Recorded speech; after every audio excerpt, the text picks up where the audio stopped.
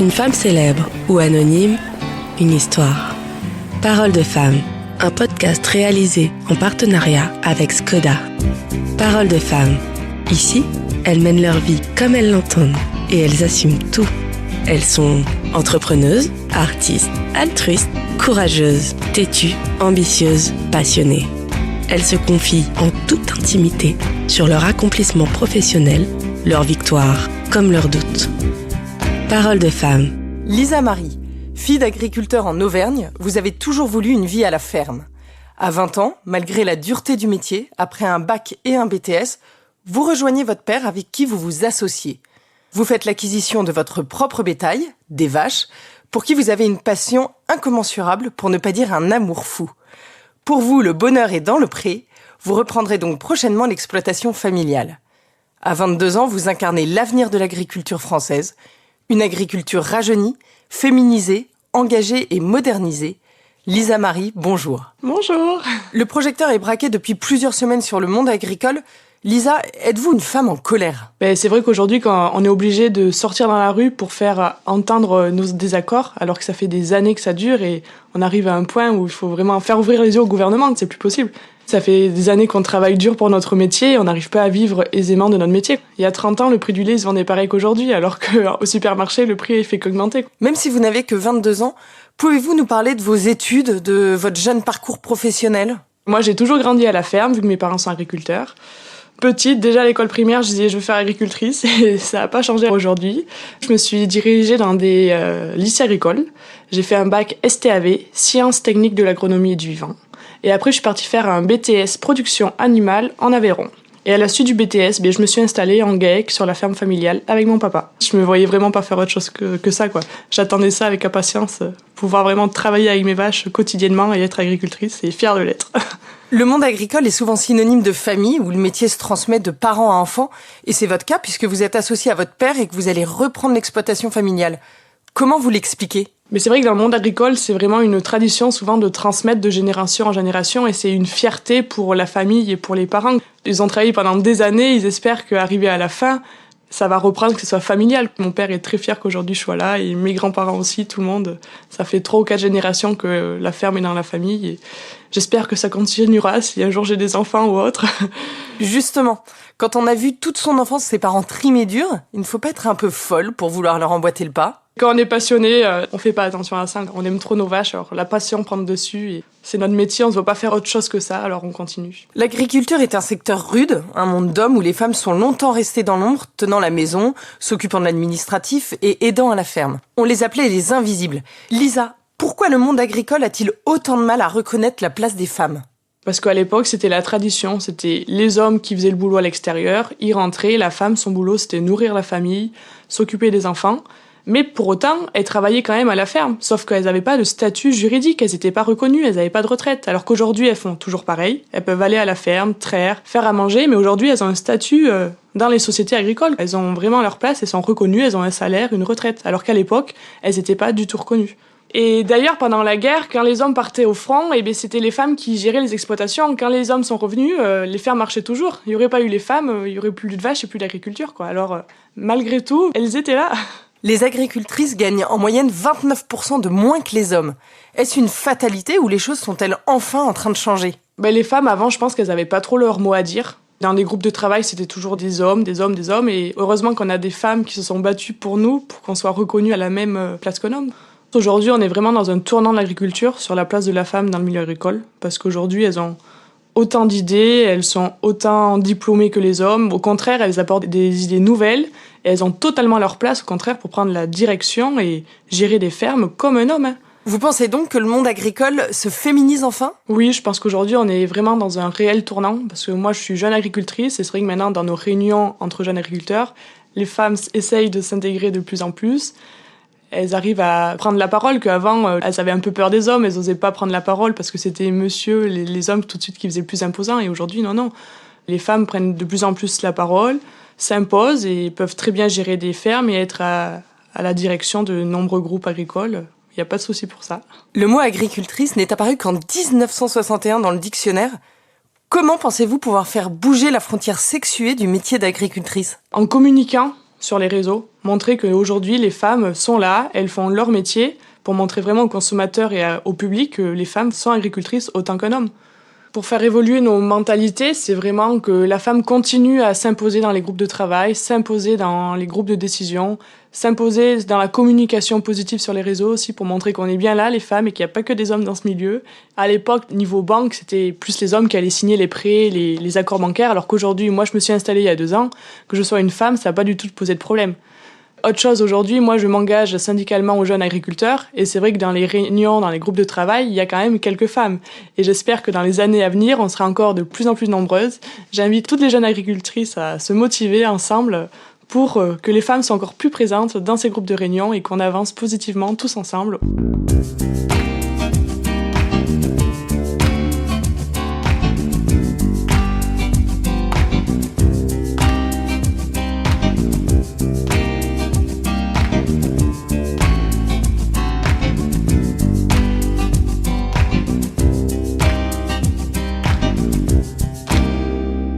Lisa, vous incarnez la relève de l'agriculture française. Pensez-vous que les femmes puissent être l'avenir de ce secteur en si grande difficulté ? Qu'est-ce qu'elles peuvent apporter dans l'agriculture ? Je pense que les femmes sont l'avenir de l'agriculture. Elles apportent des idées nouvelles sur l'organisation de travail, être mieux organisées pour être plus efficaces au boulot, se dégager du temps personnel pour la vie de famille. Aussi, elles ont une autre idée plus innovante pour moins se fatiguer au travail. Je sais pas, elles vont investir dans un matériel pour moins donner l'aliment à la main ou pour racler automatiquement. Comme moi, sur ma ferme, je racle au tracteur, ça prend du temps, tout ça. Je vais installer un racleur automatique pour gagner du temps et pas avoir cette tâche à faire quotidiennement. Je pense que la femme aussi a une relation plus proche avec l'animal. Elle est plus douce, plus attentionnée, elle va plus repérer une vache malade. Que l'homme, lui, il est peut-être plus un peu la tête dans le guidon et il fait son boulot un peu vite. Et il va prendre moins de temps à accorder avec ses animaux que nous, on va vraiment faire plus attention au bien-être. En 2024, comment est-ce que vous définiriez le métier d'agricultrice ? Il faut être mécanique, vétérinaire, dans l'administratif, il faut savoir tout faire. Il faut savoir faire les cultures, récolter, le matériel, la traite, l'administration, faire des vélages, appeler le vétérinaire, on est vraiment multitâche, quoi. Il faut être bon dans tout, quoi. Il semblerait que les agricultrices soient beaucoup plus nombreuses que leurs collègues masculins à adopter des pratiques favorables à l'environnement. L'écologie, c'est aussi une de vos convictions ? On veut que l'agriculture soit durable dans le temps, qu'on prenne soin de nos animaux, de la nature, de ce que nous donne la nature. On essaye de la respecter au maximum. Et c'est vrai que dans nos études, on travaille de plus en plus dans nos cours sur ça, l'écologie, comment faire mieux, comment gérer notre exploitation pour qu'elle pollue moins. Et nous, on essaye vraiment de faire au mieux pour respecter notre environnement. On est tout en herbe chez moi. Il y a beaucoup d'arbres, beaucoup de haies, beaucoup de biodiversité. La seule chose qu'on utilise, c'est du guerlan pour traiter les ronces et entretenir nos clôtures, quoi, pour pas que nos vaches sautent, parce que c'est vrai que c'est une plante qui pousse beaucoup et on est vite envahi. Mais sinon, après, tout ce qui est produits phyto, on n'utilise rien, quoi. Nos vaches, elles pâturent toute l'année dans la belle herbe de nos montagnes. Nous, on travaille tout localement. Le vétérinaire, il est pas loin. L'aliment, il se fabrique pas loin non plus. On est vraiment dans un système local. Avant qu'on parle d'écologie aujourd'hui, il y a des années, mon père était toujours dans ce fil-là, en fait, de respecter l'environnement. On a toujours préservé notre environnement qui nous est cher et qui est notre richesse aujourd'hui dans le Cantal. D'avoir des grandes pâtures où nos vaches pâturent librement, c'est vraiment une richesse et on en est fiers et on veut la préserver et on veut pas que ça se dégrade. Pour le bien-être animal, vous avez mis en place des choses très innovantes et étonnantes. Vous pouvez nous en parler ? À mon installation, j'ai voulu améliorer le confort de mes vaches. J'ai investi dans des matelas. Mes vaches dorment dans des logettes et avant elles dormaient sur des logettes. On paillait ces logettes mais c'était sur du béton. Et aujourd'hui elles sont vraiment sur des matelas. Alors elles font la sieste et elles vont au lit la nuit comme nous. C'est vraiment un confort pour les vaches. Après on a investi aussi dans un brumisateur en salle de traite. C'est vrai que l'été, la traite, il fait très chaud. Il y a beaucoup de mouches. Alors là, avec un brumisateur, franchement, on est royal. Les vaches sont zen, plus de coups de pied, plus de mouches. Et nous aussi, éleveurs, c'est vraiment un confort de travail de traire. C'est un peu plus frais, les vaches sont plus calmes. C'est vraiment réciproque pour que ce soit pour la vache ou pour l'éleveur. Après, je souhaite aussi investir dans des brosses pour qu'elles puissent se gratter parce que bon, sinon, c'est toujours moi qui dois faire la brosse. Alors au bout d'un moment, je peux pas être partout. Lisa, vous faites partie de cette jeune génération d'agricultrices actives sur les réseaux sociaux. Qu'est-ce que vous attendez de cette présence sur les réseaux ? Mais c'est vrai qu'aujourd'hui, les femmes sont très présentes. Moi, par exemple, je suis présente sur Instagram, une Cantalou agricultrice. Et en fait, notre but, c'est de partager notre quotidien d'agricultrice, montrer aux consommateurs d'aujourd'hui qu'est-ce que c'est le métier, comment on fait, qu'est-ce que c'est de traire une vache. Parce que ils arrivent au supermarché, ils remplissent leur caddie, mais en fait, ils savent même pas comment est fabriqué le lait, d'où vient notre viande. Et je trouve que c'est vraiment une richesse de prendre le temps de partager ça, parce qu'aujourd'hui, on communique pas assez positivement sur notre métier. Et les hommes, ils prennent pas ce temps-là. Eux, c'est tracteur, il faut bosser.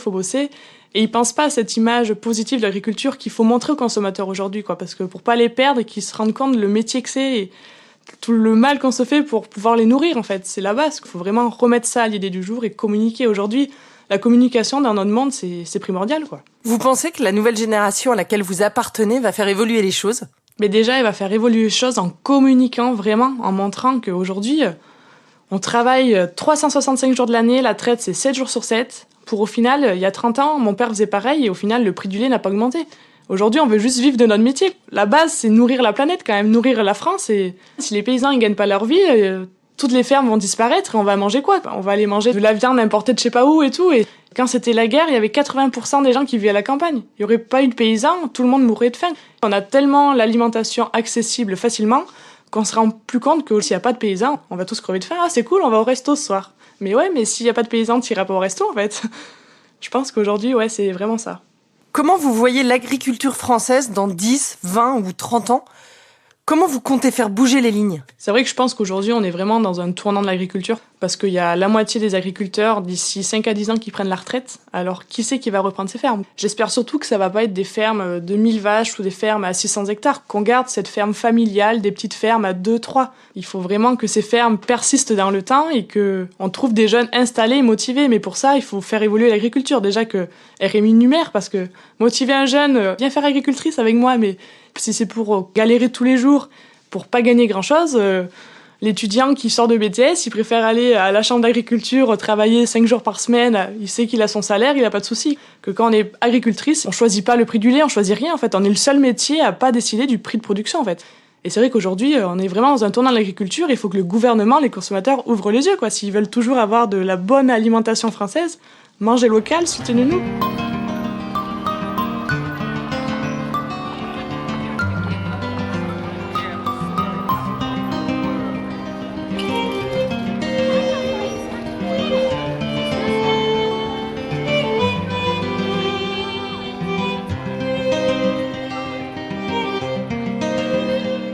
« 24 heures dans la vie de Lisa, ça ressemble à quoi ? Allez, faites-nous peur. » Nous, on commence vers 5h30, 8h. Quotidiennement, c'est la traite des vaches. Après la traite, on donne le lait aux veaux, l'alimentation aux vaches. L'hiver, vu que les conditions ne le permettent pas, elles sont dans des bâtiments. Du coup, c'est paillage, raclage, etc. Et l'été, il fait beau. Alors, toutes nos vaches sont dehors à la pâture. Elles pâturent la belle herbe de nos montagnes. Et après, les journées sont c'est jamais les mêmes, en fait, parce qu'on peut avoir une naissance, un vélage. L'été, ça va être récolter les fourrages pour nourrir nos bêtes l'hiver, faire du bois, faire de la clôture. Enfin, c'est vraiment très diversifié. Et le soir, faut pas oublier qu'il faut revenir pour traire nos vaches. Et après la traite de soir, normalement, c'est fini. Il y a jamais une journée type. Et les vacances dans tout ça ? Ça dépend. C'est un peu en fonction du boulot. Par exemple, quand on est en plein dans les foins, c'est la saison clé pour ramasser nos fourrages pour nourrir nos vaches l'hiver. Alors, c'est un moment où on peut pas se libérer. S'organiser à l'avance pour prendre des vacances, c'est plus compliqué. C'est plus un peu au dernier moment, en fonction du boulot. Et par exemple, s'il n'y a pas trop de vélage, c'est un peu le jour au jour. Est-ce que la passion de l'agriculture pour une jeune femme de votre âge est synonyme de renoncement à profiter pleinement de sa jeunesse, sortir, s'amuser, voyager ? Ah, c'est sûr que sur les voyages, on va pas partir un an à l'autre bout du monde. L'agriculture d'avant, c'était travailler 7 jours sur 7, pas avoir de vie. Et aujourd'hui, on veut essayer d'avoir un week-end sur 2, un week-end par mois, essayer de... Cette nouvelle génération apporte vraiment ça. Je vois, mon père, il veut jamais prendre un jour. Je fais, mais papa, moi je pars, il faudrait que toi aussi, tu puisses prendre des jours, quoi, pas toujours moi. Mais c'est vrai que les anciennes générations, ils sont vraiment toujours boulot. Les jeunes, on a besoin de souffler et d'avoir une vie sociale, quoi, pas se tuer au boulot et voir que par les vaches. Sortir de notre ferme, voir nos amis et... Bon, allez, on peut faire la fête samedi soir, mais dimanche matin, c'est qui traite. Ouais, mais bon, après, c'est toute une organisation à avoir sur la ferme. Et je pense qu'aujourd'hui, un jeune, faut qu'il s'installe à plusieurs, pas tout seul, parce que à tout seul, tu peux compter que sur toi. T'as un mariage, t'as une fête, t'es malade, le lendemain, tes vaches, elles sont là. Que tu sois malade ou pas, il faut y être. Que le fait d'être à plusieurs dans une ferme, ça permet d'avoir quand même cette chance de pouvoir se libérer du temps et avoir une organisation haute qu'être seul, je pense. Avec une telle passion pour les vaches, il vous reste une place pour un amoureux, pour une vie de famille ? Pour nous, une vache, c'est vraiment toute notre vie, quoi. Nos vaches, si un jour il arrive un drame, imaginons que je perds toutes mes vaches, mais je serais la plus malheureuse, quoi. Et c'est vrai qu'on est dans un métier où nos journées sont très rythmées, quoi. Et puis on travaille toute l'année, 7 jours sur 7. Après, moi, j'ai de la chance de travailler avec mes parents, du coup, on arrive à se trouver un peu de temps libre, mais c'est vrai que pour me projeter dans une vie avec quelqu'un ou dans une vie familiale, c'est vraiment toute une organisation à remettre en place, quoi. Parce que bon, la traite, c'est matin et soir, le jour où on a des enfants, enfin... Il faut les garder, s'en occuper. Enfin, c'est vrai qu'on commence le matin à 7h30, on rentre le soir, il est 20h, 21h. Quelle est votre position vis-à-vis de l'élevage intensif et des différents traitements des animaux qui en découlent ? Alors les élevages intensifs, il en faut, mais je pense raisonnablement. Pour produire de la quantité, on est de plus en plus de personnes sur la Terre, alors il faut bien arriver à les nourrir. Mais je pense qu'il faut quand même garder des élevages comme les miens, où les vaches pâturent et produisent de la qualité plutôt que du volume. Nous, on est vraiment dans un système à produire du lait de qualité, de la viande de qualité, plutôt que des gros volumes avec moins de qualité. Les élevages intensifs sont pas forcément plus maltraités, les animaux. C'est juste qu'ils sont plus en bâtiment et ils sont moins axés, par exemple, à l'extérieur. Mais après, ils mettent des brosses dans les bâtiments, ils s'occupent bien de leurs animaux, mais les vaches sont plus poussées à produire, on va dire. C'est un système différent.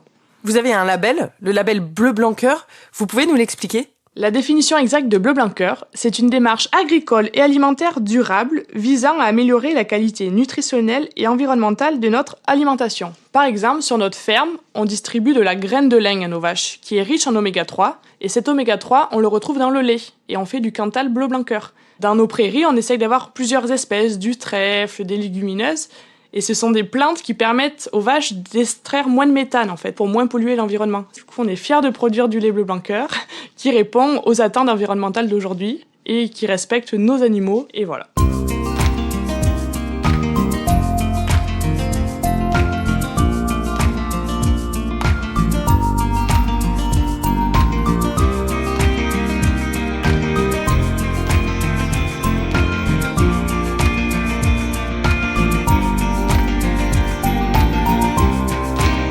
Lisa, quel est votre plus beau moment en tant qu'agricultrice ? Faire naître des petits veaux, en fait, c'est vraiment ma passion.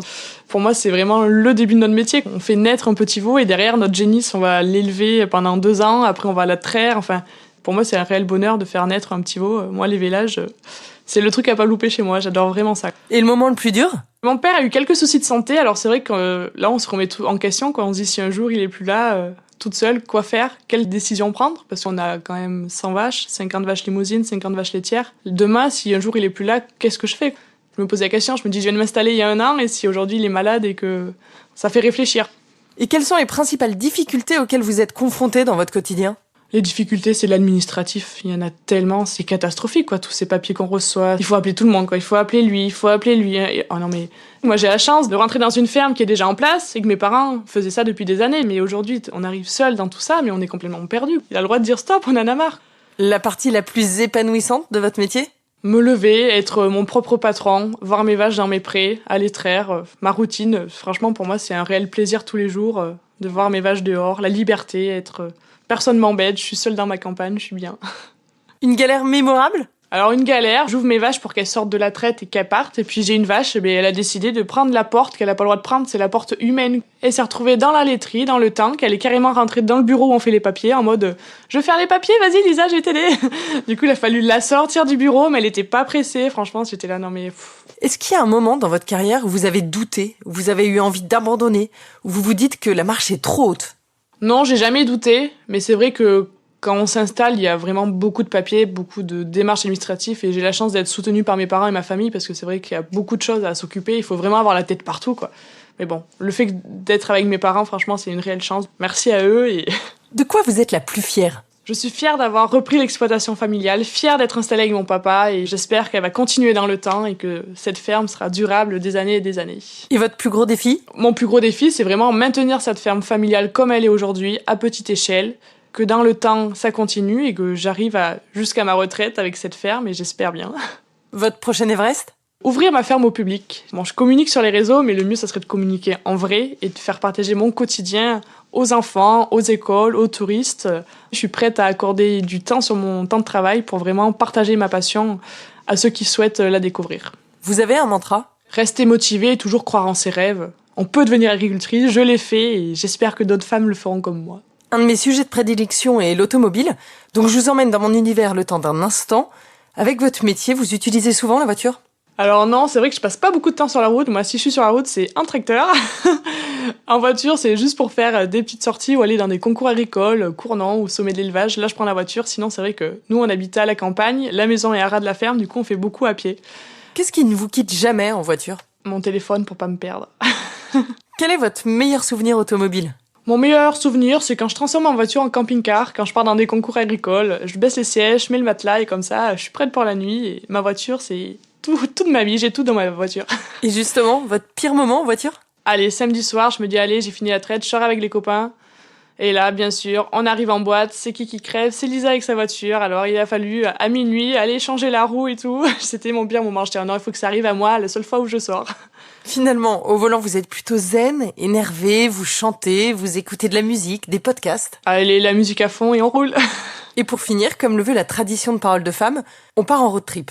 Lisa, où est-ce que vous nous emmenez ? Alors, je vous emmène dans le Cantal, on va aller découvrir nos belles montagnes du Cantal, on va passer par le Puy-Vary, on va redescendre sur Salers pour aller voir ce beau village, et on finira sur ma ferme, où vous verrez mes petites vaches en bordure de route qui pâturent l'herbe. Lisa, au revoir et un grand merci pour ce moment vachement nature. Mais merci à vous en tout cas, et à très vite. C'était Parole de Femme, un podcast réalisé en partenariat avec Skoda.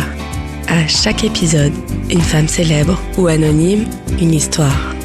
Ici, elles mènent leur vie comme elles l'entendent et elles assument tout. Elles se confient en toute intimité sur leur accomplissement professionnel, leurs victoires comme leurs doutes. Parole de Femme.